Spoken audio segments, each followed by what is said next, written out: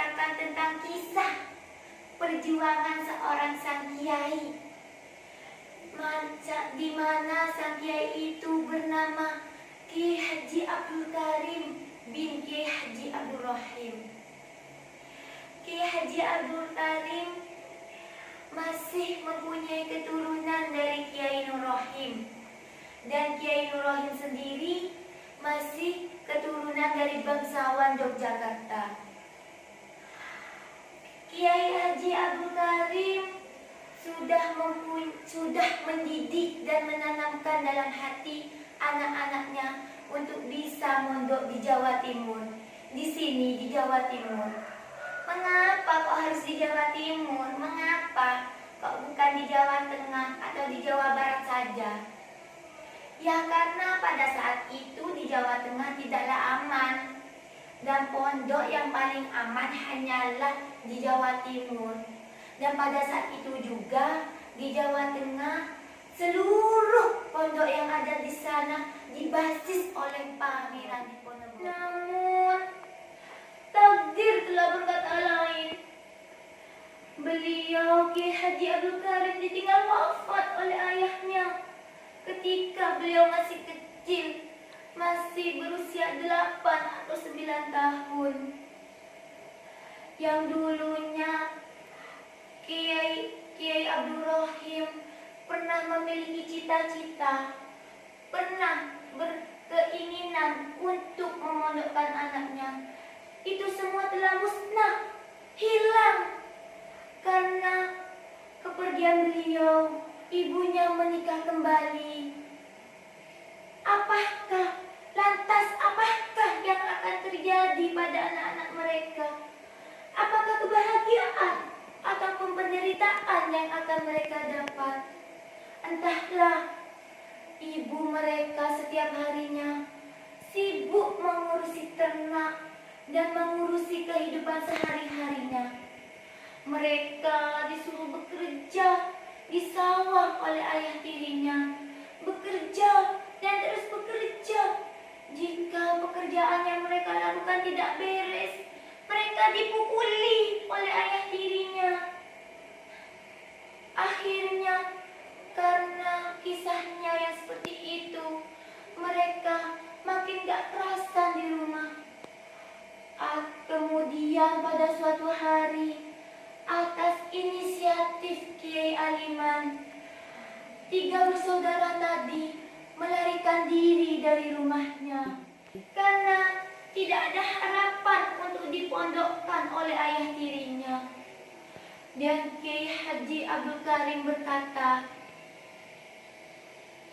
"Aku ke pondok turun balik." Dan Kiai Aliman sebagai kakak tertua, beliau masih berusia 15 tahun. Kiai Mukmin masih berusia 13 tahun. Dan Kiai Haji Abdul Karim sendiri, pada saat itu nama beliau masih Kiai Manap, yang mana belum balik, usianya masih di bawah 10 tahun. Dan tak bisa dibayangkan, mereka melarikan diri dari rumah, berjalan kaki ke Jawa Timur tanpa adanya tujuan. Dan mereka bertiga berkata, "Pokok golek pondok di Jawa Timur." Dan kita harus bayangkan bagaimana mereka setiap harinya dalam perjalanan sengsaranya mencari makan untuk bisa bertahan hidup, karena mereka bertiga tak membawa sepeser uang pun, dan tak ada kiriman dari rumah. Setelah bertahun-tahun mereka berjalan menuju ke Jawa Timur, akhirnya mereka menemukan pondok, yang mana pondok itu bernama Babatan Burah yang diasuh oleh Mbah Rejo. Jadi perjalanan menuju ke Jawa Timur itu bukanlah sebulan atau 2 bulan, melainkan bertahun-tahun. Sehingga Kiai Haji Abdul Karim, anak terakhir, beliau berusia 12 tahun baru menemukan pondok. Ya mungkin saja pada saat itu Mbah Rejo melihat ketiga anak kecil yang nguntang-nguntang di jalanan, dan beliau menghampirinya lalu menyapanya. "Sampean tujuan mau kemana?" Mereka bertiga menjawab, "Kami pengen mondok, Mbah." "Wah, kalian ikut saya saja." Ketiga anak tadi ikut Mbah Rejo untuk mondok di Babadan Gurah. Setelah 3 tahun lamanya, mereka dikirimkan ke pondok sono Nganjuk. Ya di sana lumayan sih untuk mengajinya, kan karena di sana ada kiainya dan juga banyak santrinya. Sedangkan di Babatan Gurah hanyalah pondok langgar. Memang ada kiainya, memang ada santrinya, tapi hanya santri kalongan. Ya kalau 3 bersaudara tadi diibaratkan mondok pada zaman sekarang, ya mungkin mereka seperti ikut dalem, sambil mengaji, sambil ke sawah, sambil merawat ternak. Dan semua itu dilakukan oleh mereka bertiga. Kiai Haji Abdul Karim sangatlah paham bagaimana cara menanam hingga subur, bagaimana merawat ternak dengan baik, dan bagaimana cara menanam musimnya itu harus bagaimana. Beliau sangat paham. Karena kenapa? Karena beliau sudah 10 tahun lamanya mondok di Nganjuk sono sambil merawat sapi para kiainya. Kita bayangkan mereka bertiga sudah 10 tahun lamanya mondok sambil mengurusi ternak kiainya, dan hasil belajarnya pun tidak maksimal.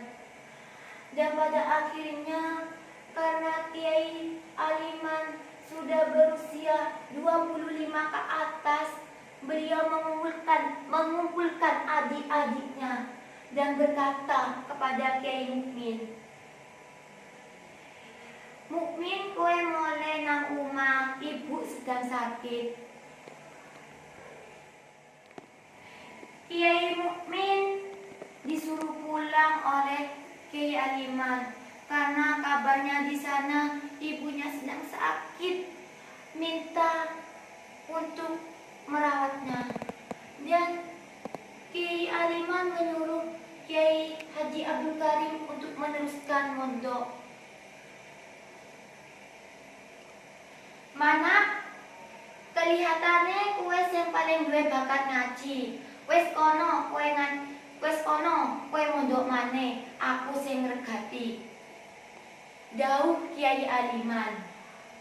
Dan Kiai Aliman sendiri yang bekerja dan menetapkannya di Jombang.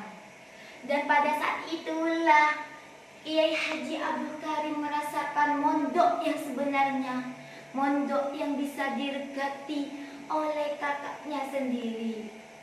Beliau mondok di Nganjuk sono selama 2 tahun belajar mengaji Al-Quran secara fokus.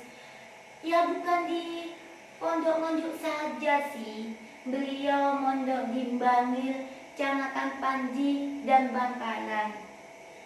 Suatu ketika Kiai Haji Abdul Karim berpesan sekali kepada cucu-cucunya agar cucu-cucunya selalu menyambung silaturahmi dengan saudara-saudaranya, terutama kepada Mbak Aliman. Kenapa kepada Mbak Aliman? Kiai Haji Abdul Karim berkata kepada cucu-cucunya, "Aku nih gak diregati Mbak Aliman dan kira koyok ngene," katanya Kiai Haji Abdul Karim. Dan setelah mondok di Bangil, beliau Kiai Aliman sudah menikah dan tidak mengirimkan uang lagi kepada Kiai Haji Abdul Karim. Karena Kiai Haji Abdul Karim ini sudah bisa mengatur keuangan dengan sendirinya. Ya, agar tidak mengganggu proses belajarnya, beliau ketika liburan akhir tahun tiba, beliau bekerja. Dan pada saat itu, pada saat liburan tiba, Kiai Haji Abdul Karim menyiasati untuk bekerja pada liburan akhir tahun tiba. Dan setiap tahunnya beliau lakukan. Karena apa? Itulah alasan mengapa di Pondok Salaf akhir tahun liburannya 3 bulan. Karena dulu santri kuno golek sangu gawe mondok setahun. Iku alasannya mengapa Pondok Salaf liburan akhir tahunnya itu lama. Mana mempengnya sangat luar biasa, pengajiannya, daun-daun mbah kiainya, beliau lakukan secara luar biasa, meskipun dengan secara keterbatasan. Beliau saat ngaji di Bangkalan terkenal santri yang tidak mempunyai apa-apa. Terkadang kitab yang sudah dimaknai dijual kembali untuk membeli kitab yang baru. Tetapi semua kitab yang dimiliki Kiai Manaf itu full maknanya, gak pernah ketinggalan untuk mengaji. Karena itulah semua kitab yang beliau miliki terjual laris.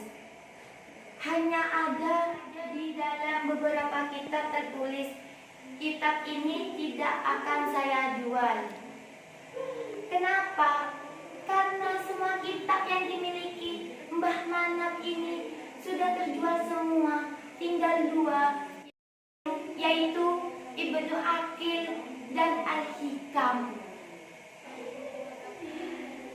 Kiai Marzuki ialah menantu Kiai Manaf, yang mana beliau sangat mengikuti semua tingkah laku yang Mbah Manaf lakukan. Cara berpakaiannya, kesederhanaannya, terikatnya, dan cara mengajinya, maknanya full, beliau mengikutinya. Tetapi kalau Mbah Mahrusi kelihatannya lain ya. Semua kitab yang beliau miliki tidak ada maknanya. Keto engge. Cukup sekian kisah Kiai Haji Abdul Karim. Kita harus mengambil hikmah dalam cerita tersebut, yaitu tentang kesabaran, perjuangan, dan pengorbanan. Di mana ada perjuangan, pasti ada pengorbanan, dan di mana ada pengorbanan, pasti ada kesabaran. Dan kesabaran sangatlah berarti, sangatlah penting untuk bisa mewujudkan segala sesuatu yang kita inginkan. Dan ingat, tidak akan ada perjuangan dengan tanpa adanya rasa lelah. Cukup sekian dari saya. Bila ada kesalahan dari awal atau akhir, saya mohon maaf sebesar-besarnya. Wabillahi taufiq wal hidayah. Assalamualaikum warahmatullahi wabarakatuh.